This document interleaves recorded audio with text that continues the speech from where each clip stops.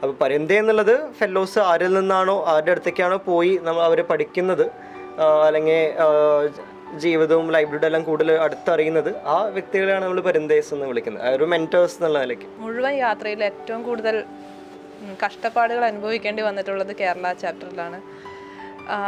ഒരു രാത്രിയിൽ, അത് അത്രയും മഴ പെയ്തുകൊണ്ടിരിക്കുന്ന ഒരു രാത്രി 8 മണി കഴിഞ്ഞപ്പോൾ ഞാൻ താമസിച്ചുകൊണ്ടിരുന്ന വീട്ടിൽ നിന്ന് എന്നെ ഒരു കരുണയും ഇല്ലാതെ ഇറക്കി വിട്ട് ഒരു ഇൻസിഡൻറ്റ് ഉണ്ടാകുന്നത് കേരളത്തിൽ വെച്ചിട്ടാണ്. എൻ്റെ യാത്ര തുടങ്ങുന്നത് തന്നെ ഈ പറഞ്ഞ വെസ്റ്റ് ബംഗാളിലേക്കാണ്. അപ്പം ആ സമയത്ത് എനിക്ക് ആകെ അറിയാവുന്ന കുറച്ച് ഇംഗ്ലീഷ് മാത്രമാണ്, ഹിന്ദി അറിയില്ല. അപ്പം ആ സമയത്ത് നമ്മൾ വെസ്റ്റ് ബംഗാളിൽ പോയിട്ട് ഞാൻ തമിഴ് വരെ സംസാരിച്ചിട്ടുണ്ട് അവിടുത്തെ ആൾക്കാരോട്. കാരണം നമുക്ക് എന്താണ് സംസാരിക്കേണ്ടത്, നമുക്ക് ബസ്സിൻ്റെ ബോർഡ് വായിക്കാൻ പറ്റുന്നില്ല. ഒറീസയിൽ ചെന്നപ്പോൾ അവിടെ പട്ടാളത്തിന് മുമ്പിൽ കൂടെ പോകുന്ന അവസ്ഥയാണ്. അവിടെ പോലീസുകാർ വന്ന് ഫോട്ടോ എടുത്തിട്ട് പോകുന്ന അവസ്ഥയാണ്. അപ്പോൾ ആക്ടിവിസത്തിൽ നിന്ന് ദൂരേക്ക് ഓടാൻ വേണ്ടിയിട്ട് ഞാൻ ചെയ്ത യാത്ര എന്നെ ആക്ടിവിസത്തിൻ്റെ നടുക്ക് കൊണ്ടെത്തിച്ചു. നമ്മൾ പ്രശ്നങ്ങൾ അങ്ങോട്ട് ഇട്ട് കൊടുക്കുന്നു, അവർ പരിഹാരങ്ങൾ കണ്ടെത്തുന്നു, അവർ രക്ഷപ്പെടുന്നു. ഇങ്ങനെ അങ്ങനത്തെ ഒരു പവർ വ്യൂ ഉണ്ടല്ലോ, അതൊക്കെ എനിക്ക് വളരെ എനിക്ക് തന്നെ മനസ്സിലാവുന്നുണ്ട്. അതെൻ്റെ ദേഹത്തു നിന്ന് ഇങ്ങനെ അടർന്ന് വീഴുന്ന പോലെ എൻ്റെ ഒരു അണ്ടർസ്റ്റാൻഡിങ് ആയിരുന്നു. അത് അങ്ങനത്തെ ഒരു ആംഗിളിലേ അല്ല നമ്മൾ ഈ വിഷയങ്ങളെ കാണേണ്ടത്.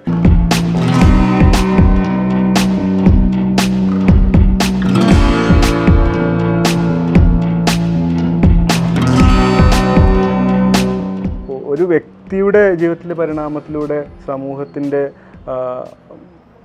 മനസ്സിൽ അല്ലെങ്കിൽ സമൂഹത്തിലൊരു പരിണാമം ഉണ്ടാക്കുക എന്നൊക്കെയുള്ള ഒരു ആശയം ഈ ട്രാവൽ യൂണിവേഴ്സിറ്റിയുടെ ഭാഗമായിട്ടുണ്ടല്ലോ. ഈ യാത്രികരെ ഈ യാത്രകൾക്ക് വേണ്ടി പ്രേരിപ്പിക്കുന്ന ഒരാളെന്നുള്ള നിലയ്ക്ക് ഇവരിൽ ഒക്കെ കണ്ടിട്ടുള്ള ഈ ഫെലോഷിപ്പിൻ്റെ ഒരു 2-3 ബാച്ചുകൾ ഇപ്പോൾ കഴിഞ്ഞല്ലോ. അപ്പോൾ ഈ യാത്രികരിൽ പൊതുവെ ഒബ്സർവ് ചെയ്തിട്ടുള്ള മാറ്റങ്ങൾ എന്തൊക്കെയാണ്, അതെങ്ങനെയൊക്കെയാണ് നമ്മുടെ ഒരു സമൂഹത്തിൻ്റെ വിവിധ മേഖലകളിൽ റിഫ്ലക്റ്റ് ചെയ്യുന്നതായിട്ട് തോന്നിയിട്ടുള്ളത്? അപ്പോൾ അതിലൊന്ന് പ്രധാനമായിട്ട് നേരത്തെ ആഗ്നസ് പറഞ്ഞ പോലെ ആ ഒരു ഇൻ്റർസെക്ഷൻ മനസ്സിലാക്കുക എന്നുള്ളതാണ്. കാരണം ഏതൊരു മേഖല എടുത്താലും അതിന് ഒരു പോയിൻ്റ് ഓഫ് വ്യൂവിൽ മാത്രമല്ല, മൾട്ടിപ്പിൾ പോയിൻ്റ് ഓഫ് വ്യൂസും മൾട്ടിപ്പിൾ പെർസ്പെക്റ്റീവ്സ്, മൾട്ടിപ്പിൾ റിയാലിറ്റീസ് അവിടെ വർക്കൗട്ട് ചെയ്യുന്നുണ്ട്. അപ്പോൾ അത് മനസ്സിലാക്കാനായിട്ട് നമ്മൾ നേരിട്ടൊരു സ്ഥലത്തോട്ട് ചെല്ലുമ്പോൾ മാത്രമേ അവിടെ നമ്മൾ സ്വയം ഇമ്മേഴ്സ് ചെയ്യുമ്പോൾ മാത്രമേ അത് സാധ്യമാവുള്ളൂ. അപ്പോൾ ആ ഒരു അണ്ടർസ്റ്റാൻഡിങ്ങിലുള്ളൊരു പ്ലൂരാലിറ്റി അത് ബിൽഡ് ചെയ്യലാണ്, അതാണ് പ്രധാനമായിട്ടും ഏറ്റവും വളരെ കീ ആയിട്ട് വളരെ സ്ട്രോങ് ആയിട്ട് കണ്ടിട്ടുള്ള ഒന്ന്. അപ്പോൾ നമ്മൾ എഡ്യൂക്കേഷൻ, എക്കോളജി, എന്ത് മേഖല എടുത്താലും തന്നെ അതിലെ ആ ഒരു സിസ്റ്റത്തിൻ്റെ പ്രോബ്ലം മാത്രമല്ല, അതിൽ ലൈക്ക് ആ ഒരു ഇൻഡിവിജ്വൽ എങ്ങനെ വരുന്നു, കമ്മ്യൂണിറ്റി എങ്ങനെ അതിൽ വരുന്നു, അപ്പോൾ ഇതെല്ലാം ചേർന്ന് നിൽക്കുന്നത് എങ്ങനെയാണെന്നുള്ളത് വളരെ സ്ട്രോങ് ആയിട്ടുള്ളൊരു അണ്ടർസ്റ്റാൻഡിങ് ബിൽഡ് ആവുന്നുണ്ട്. ഈ ട്രാവലേഴ്സ് യൂണിവേഴ്സിറ്റിയുടെ ഫെലോഷിപ്പിനെ കുറിച്ചുകൂടെ പറയാം. ട്രാവലേഴ്സ് യൂണിവേഴ്സിറ്റി ഓഫർ ചെയ്യുന്ന ഫെലോഷിപ്പാണ് 52 പരന്തേ ഫെലോഷിപ്പ്. അപ്പോൾ 52 പരന്തേ എന്നുള്ളത് ട്രാവലേഴ്സ് യൂണിവേഴ്സിറ്റി മറ്റൊരു കോ ക്രിയേറ്റർ ആയിട്ടുള്ള രാഹുൽ കരൺപുരിയ, രാജസ്ഥാൻ എന്നാണ്, ഭിൽവാര എന്നുള്ള ഒരാളാണ്. അപ്പോൾ രാഹുലിൻ്റെ ഒരു പേഴ്സണൽ ജേർണി ഉണ്ടായിരുന്നു നമ്മൾ ട്രാവലേഴ്സ് യൂണിവേഴ്സിറ്റി തുടങ്ങുന്നതിന് മുന്നായിട്ട്. 2015-16 കാലത്തിൽ ഒരു വർഷം അക്രോസ് ഇന്ത്യ ഒട്ടാകെ യാത്ര ചെയ്തുകൊണ്ട് 52 പരന്തേ എന്നുള്ളൊരു ഗ്യാപ്പ് ഇയർ പ്രൊജക്റ്റ് ഉണ്ടായിരുന്നു. അപ്പോൾ അത് രാഹുൽ സ്വയം ഡിസൈൻ ചെയ്ത ഒന്നായിരുന്നു. അപ്പോൾ അതിൽ പ്രധാനമായിട്ട് 2 ഉദ്ദേശങ്ങളുണ്ടായിരുന്നു. ഒന്ന്, സ്വന്തം പാത കണ്ടെത്തിയ ആൾക്കാർ, അല്ലെങ്കിൽ സ്വന്തം പാത്ത് ഡിഫൈൻ ചെയ്ത ആൾക്കാരുടെ ലൈഫ്സ് അല്ലെങ്കിൽ അവരുടെ സ്റ്റോറീസ് സെലിബ്രേറ്റ് ചെയ്യുക. അപ്പോൾ അവരുടെ സ്റ്റോറീസ് ഡോക്യുമെൻ്റ് ചെയ്തുകൊണ്ട് അത് സെലിബ്രേറ്റ് ചെയ്യുക എന്നുള്ള ഒന്ന്. 2, ഇവിടെ ഒരു ഗ്യാപ്പ് ഇയർ എന്നുള്ള ഒരു ഐഡിയ പ്രൊമോട്ട് ചെയ്യുക. കാരണം നമ്മളെപ്പോഴും ഒരേ വളരെ വേഗത്തിലൊരു യാത്രയാണ്. ഇപ്പോൾ 10+10 +2 കോളേജ് ജോലി എന്നുള്ള അപ്പോൾ അതിൽ നിന്നൊന്ന് പോസ് ചെയ്ത് ബ്രേക്ക് എടുത്ത് റിഫ്ലക്റ്റ് ചെയ്യാനോ അതിനുള്ളൊരു സംഗതി നമ്മുടെ നിലവിലൊരു എഡ്യൂക്കേഷൻ സിസ്റ്റം നമ്മൾ അനുവദിക്കണില്ല. അപ്പോൾ ഒരു ഗ്യാപ്പ് ഇയർ എടുത്തുകൊണ്ട് സ്വന്തം ലേണിംഗ് നമ്മൾ ആഗ്രഹിക്കുന്ന രീതിയിലുള്ള ലേണിംഗ് പെർസ്യൂ ചെയ്യാന്നുള്ള, അപ്പോൾ അങ്ങനെ 2 ഉദ്ദേശങ്ങളായിട്ടായിരുന്നു 52 പരന്തേ. അപ്പോൾ 52 ആഴ്ചകളാണല്ലോ ഒരു വർഷം. അപ്പോൾ അങ്ങനെ ഓരോ ആഴ്ചയും ഓരോ ഇൻഡിവിജ്വലിൻ്റെ കൂടെ സ്പെൻഡ് ചെയ്ത് അവരുടെ സ്റ്റോറീസ് റിട്ടേൺ ഫോമാറ്റിലും വീഡിയോ ഫോമാറ്റിലും രാഹുൽ ഡോക്യുമെൻ്റ് ആണ് ഉണ്ടായത്. അപ്പോൾ അങ്ങനെ ആ ഒരു വർഷത്തെ യാത്രയ്ക്ക് ശേഷം രാഹുലിൻ്റെ ഒരു പ്രധാനപ്പെട്ട ഒരു ലേണിംഗ് ആയിട്ട് പുള്ളിക്ക് തോന്നിയത് അതായത് അല്ലെങ്കിൽ പ്രധാനപ്പെട്ട ലേണിങ്സ് എല്ലാം അല്ലെങ്കിൽ എല്ലാം വന്നത് ലെസൺസ് എല്ലാം ലൈഫ് ലെസൺസ് എല്ലാം വന്നത് യാത്രയിലൂടെയാണ് എന്നുള്ളൊരു റിയലൈസേഷൻ ഉണ്ടായി. അപ്പം അങ്ങനെ കൂടുതൽ ആൾക്കാർക്ക് യാത്ര ചെയ്തുകൊണ്ട് അവരവർ ആഗ്രഹിക്കുന്ന മേഖലകളിലെ അവരുടെ സ്വന്തം അണ്ടർസ്റ്റാൻഡിങ് ബിൽഡ് ചെയ്യാൻ അതിനെ സപ്പോർട്ട് ചെയ്യുന്ന ഒരു പ്ലാറ്റ്ഫോം നിലയ്ക്കാണ് ട്രാവലേഴ്സ് യൂണിവേഴ്സിനെ കൺസീവ് ചെയ്തത്. ആ ഒരു സമയത്ത് തന്നെയാണ് ഞാനും പിന്നെ അശ്വിനി, പ്രേക്ഷ നമ്മൾ 3 പേരും അതിൻ്റെ ഭാഗമായി മാറുന്നതുമല്ല. അതായിരിക്കണം പരിന്ദ എന്ന് പറയുന്നത് ആ ഒരു ഫ്രീ ബേർഡ് എന്നുള്ളതായിരുന്നു. പരിന്ദ ഹിന്ദിയിൽ ബേർഡ് എന്നാണ്, പക്ഷി എന്നാണ് അർത്ഥം വരുന്നത്. അപ്പോൾ സ്വന്തം പാത കണ്ടെത്തിയ ഫ്രീ ബേർഡ് എന്നുള്ള നിലയ്ക്കാണ് പരിന്ദ. അപ്പോൾ പരിന്ദ എന്നുള്ളത് നമ്മൾ യാത്ര അപ്പം ആ പാത കണ്ടെത്തിയ ആൾക്കാർ. അപ്പോൾ നമ്മൾ ഒരു ഫെലോഷിപ്പ്, ഇങ്ങനെ ഒരു ഫെലോഷിപ്പ് ഡിസൈൻ ചെയ്തപ്പോൾ അതായത് യൂത്തിന് വേണ്ടിയിട്ടുള്ള യൂത്തിൻ്റെ ഒരു സോഷ്യൽ വെൽബീങ്ങിനോടും എക്കോളജിക്കൽ വെൽബീങ്ങിനോടും ചേർന്ന് നിൽക്കുന്ന ലൈവ്ലിഹുഡ്സ് പെർസ്യൂ ചെയ്യാൻ ആഗ്രഹിക്കുന്ന ചെറുപ്പക്കാർക്ക് വേണ്ടിയിട്ടുള്ള ഒരു ഫെലോഷിപ്പാണ്. അപ്പോൾ അത്തരത്തിലുള്ള ഫെലോഷിപ്പ് നമ്മൾ ഡിസൈൻ ചെയ്തപ്പോൾ അതിന് നമ്മൾ 52 പരിന്ദേ ഓൾറെഡി എസ്റ്റാബ്ലിഷ്ഡ് ആയിട്ടുള്ളൊരു പ്രൊജക്റ്റ് ആയിരുന്നുകൊണ്ട് അതേ പേര് തന്നെ യൂസ് ചെയ്യുന്നുണ്ടായത്. അപ്പോൾ പരിന്ദ എന്നുള്ളത് ഫെലോസ് ആരിൽ നിന്നാണോ ആരുടെ അടുത്തേക്കാണോ പോയി അവർ പഠിക്കുന്നത് അല്ലെങ്കിൽ ജീവിതവും ലൈബ്രറിയുടെ എല്ലാം കൂടുതൽ അടുത്തറിയുന്നത് ആ വ്യക്തികളെയാണ് നമ്മൾ പരിന്ദേസ് എന്ന് വിളിക്കുന്നത്, ഒരു മെൻറ്റേഴ്സ് എന്നുള്ള നിലയ്ക്ക്. ഒരു ഹോളിസ്റ്റിക് ആയിട്ടുള്ള ഒരു വിദ്യാഭ്യാസം എന്നുള്ള ഒരു ആശയം തീർച്ചയായിട്ടും നിങ്ങൾ ഇതിലൂടെ പ്രാവർത്തികമാക്കുന്നുണ്ട്. ഒരു പാഠപുസ്തകങ്ങളെയോ അല്ലെങ്കിൽ ഒരു കാര്യത്തെ മാത്രം ഉപജീവിച്ചുകൊണ്ടുള്ള ഒരു അറിവ് ശേഖരണമോ അല്ലെങ്കിൽ ഈ മനഃപ്പാഠമാക്കുന്ന ഒരു രീതിയോ ഒന്നും അല്ലാത്ത അനുഭവങ്ങളിലൂടെ പഠിക്കുക എന്നുള്ള ഒരു രീതിയിലേക്ക് വരുമ്പോൾ തീർച്ചയായിട്ടും നമുക്ക് നല്ല അനുഭവങ്ങളോട് കൂടെ തന്നെ വളരെ പ്രയാസമേറിയ അനുഭവങ്ങളും ഈ യാത്രയിൽ നിങ്ങൾക്ക് എല്ലാവർക്കും ഉണ്ടായിട്ടുണ്ടാകും. ഈ അനുഭവങ്ങൾ നിങ്ങളെങ്ങനെയാണ് പരുവപ്പെടുത്തിയിട്ടുള്ളത്? അല്ലെങ്കിൽ നിങ്ങളുടെ പലരുടെയും കുറിപ്പുകളൊക്കെ വായിച്ചപ്പോൾ അതൊരു സെൽഫ് ഡിസ്കവറി എന്നുള്ള വാക്ക് പലരും ഉപയോഗിക്കുന്നതായിട്ട് കണ്ടു. ഈ അവനവനെ തന്നെ അന്വേഷിക്കുന്ന ഒരു ഈ യാത്രയായിട്ട് കൂടെ എങ്ങനെയാണ് മാറുന്നത് എന്നുള്ളത് പറഞ്ഞു തുടങ്ങും. എൻ്റെ കാര്യം പറയുകയാണെങ്കിൽ ഞാൻ ഈ യാത്ര തുടങ്ങുന്നതിന് മുന്നേ വളരെ ലിമിറ്റഡ് ആയിട്ട് മാത്രം കേരളത്തിന് പുറത്ത് യാത്ര ചെയ്തിരുന്ന ഒരാളാണ്. അപ്പോൾ കേരളത്തിനുള്ളിൽ മാത്രം യാത്ര ചെയ്തിട്ട് ആണ് എൻ്റെ യാത്ര തുടങ്ങുന്നത്. അപ്പോൾ എൻ്റെ യാത്ര തുടങ്ങുന്നത് തന്നെ ഈ പറഞ്ഞ വെസ്റ്റ് ബംഗാളിലേക്കാണ്. അപ്പം ആ സമയത്ത് എനിക്ക് ആകെ അറിയാവുന്ന കുറച്ച് ഇംഗ്ലീഷ് മാത്രമാണ്, ഹിന്ദി അറിയില്ല. അപ്പം ആ സമയത്ത് നമ്മൾ വെസ്റ്റ് ബംഗാളിൽ പോയിട്ട് ഞാൻ തമിഴ് വരെ സംസാരിച്ചിട്ടുണ്ട് അവിടുത്തെ ആൾക്കാരോട്. കാരണം നമുക്ക് എന്താണ് സംസാരിക്കേണ്ടത്, നമുക്ക് ബസ്സിൻ്റെ ബോർഡ് വായിക്കാൻ പറ്റുന്നില്ല. ആൾക്കാരോട് നമുക്ക് അവർ പറയുമ്പോൾ അവർ നമ്മളെ തെറിയാണോ അതോ കാര്യമാണോ പറയുന്നതെന്ന് പോലും മനസ്സിലാകാത്ത ഒരു കാര്യമാണ്. അപ്പം നമ്മൾ ബേസിക്കലി നമുക്ക് ഒറ്റയ്ക്ക് കുറേ കാര്യങ്ങൾ ചെയ്യാൻ പഠിച്ചൊരു ഒരു സ്പേസ് ആയിരുന്നു, അല്ലെങ്കിൽ ഒരു ജേർണി ആയിരുന്നു ഈ ഫെലോഷിപ്പ് എന്ന് പറയുന്നത്. നമ്മൾ തന്നെ എൻ്റെ ലൈഫിൽ എൻ്റെ കാര്യം ചെയ്യാൻ ഞാൻ മാത്രമേ ഉള്ളൂ എന്ന് പറയുന്ന ഒരു ഞാൻ തന്നെ എൻ്റെ കാര്യങ്ങളെല്ലാം ഡിസൈഡ് ചെയ്യണം എന്ന് പറയുന്നൊരു സംഭവമാണ്. ഞാൻ തന്നെ ഓർഗനൈസ് ചെയ്യണം. പിന്നെ ഏറ്റവും ഇമ്പോർട്ടൻ്റ് ആയിട്ടുള്ള കാര്യം പൈസയാണ്. പൈസ എങ്ങനെ മാനേജ് ചെയ്യുക എന്ന് പറയുന്ന ഒരു സംഭവമാണ്. നമ്മളിങ്ങനെ യാത്ര ചെയ്യുമ്പോൾ ആ ഒരു കാര്യത്തെ എങ്ങനെ മിനിമലിസ്റ്റിക് ആയിട്ട് യാത്ര ചെയ്യണം എന്നുള്ള ഒരുപാട് കാര്യങ്ങൾ പഠിക്കുകയും പിന്നെ ഒരുപാട് പ്രതിസന്ധികൾ ഉണ്ടാകുമ്പോൾ എങ്ങനെ അതിനെ നേരിടണം എന്നൊക്കെ ഉള്ള കാര്യങ്ങൾ ഞാൻ യാത്രയിലൂടെയാണ് പഠിച്ചത്. ഓരോ സ്പേസിൽ നിന്ന് ഒരു സ്പേസിൽ നിന്ന് അടുത്ത സ്പേസിലേക്ക് പോകുമ്പോൾ നമ്മൾ അവിടെ സംഭവിച്ച അല്ലെങ്കിൽ അവിടുന്ന് കിട്ടിയ എന്തെങ്കിലും ഒരു കാര്യം അടുത്ത സ്പേസിൽ റിഫ്ലക്റ്റ് ചെയ്യുന്നതായിട്ട് ഫീൽ ചെയ്തിട്ടുണ്ടായിരുന്നു. ഒന്നിനെ പറ്റിയിട്ടും ഒരുപാട് അങ്ങ് ചിന്തിച്ച് ഒരു ഭയം ഉള്ളിലുണ്ടാക്കിയിട്ടുണ്ടായിരുന്നില്ല ഈ യാത്രയിൽ. അതൊരുപാട് സഹായിച്ചിട്ടുണ്ട്. പിന്നെ എവിടെയും എനിക്കൊരു വീടുണ്ട് എന്നുള്ളൊരു കൺസെപ്റ്റിലേക്ക് എത്തി. എങ്ങോട്ട് പോയാലും ഇനിയിപ്പോൾ ഇന്ത്യയുടെ ഏത് ഭാഗത്തും മലമുകളിലായാലും കടൽ തീരത്തായാലും മിഡ്ലാൻഡിലായാലും നമുക്കവിടെ ഒരു വീടും നമുക്കവിടെ ഒരു കുടുംബവും ഉണ്ടെന്നുള്ളൊരു വിശ്വാസം ഉണ്ടാക്കിയെടുക്കാൻ ഈ യാത്ര സാധിച്ചിട്ടുണ്ട്. അതിപ്പം അറിയാവുന്ന സ്ഥലങ്ങളിലേക്കാട്ടും കൂടുതൽ അറിയാത്ത സ്ഥലങ്ങളിലാണ് നമുക്ക് കൂടുതൽ ആക്സെപ്റ്റൻസ് കിട്ടിയിട്ടുള്ളത്. പ്രത്യേകിച്ച് ഗ്രാമങ്ങളിൽ അവർ നമുക്ക് തരുന്ന ആ ഒരു സ്നേഹവും ഇതൊക്കെ നമ്മളിലേക്ക് തന്നെ നോക്കാൻ വേണ്ടിയിട്ടുള്ള ഒരു സമയം കൂടിയാണ് ഈ മുഴുവൻ യാത്രയും. ഞാൻ എങ്ങനെയാണ് എൻ്റെ ഐഡൻറ്റിറ്റിയെയും എൻ്റെ ക്യാരക്ടറിസ്റ്റിക്സിനെയും ഇവരുടെ അടുത്തേക്ക് പ്ലേസ് ചെയ്യുന്നത്, ഇവരുടെ അടുത്ത് ഞാൻ എങ്ങനെയാണ് പെരുമാറുന്നത്, പിന്നെ ഞാൻ എന്നുള്ളതിൽ നിന്ന് നമ്മളിലേക്കുള്ള ഒരു കൂടിച്ചേരൽ, അത് അവിടുന്ന് പോകുന്ന ദിവസങ്ങളിലുണ്ടായിരുന്ന ആ ഗ്യാപ്പ് തിരിച്ച് അവിടുന്ന് വരാൻ നേരം നമ്മൾ എന്നുള്ള ഒരു ഫോമിലേക്ക് എത്തുന്നത് അത് ഭയങ്കര മനോഹരമായിട്ട് തോന്നിയിട്ടുണ്ടായിരുന്നു. ആ ഒരു സന്തോഷത്തോടെയുള്ളൊരു സങ്കടം അനുഭവിക്കുക, വളരെ സിമ്പിളായിട്ട് ജീവിക്കുക, ഒരുപാട് ഞാൻ എൻ്റെ കരിയർ മീൻസ് MSW കഴിഞ്ഞിറങ്ങുമ്പോൾ ഒരുപാട് ബാഗേജ് എൻ്റെ തലയിലുണ്ടായിരുന്നു.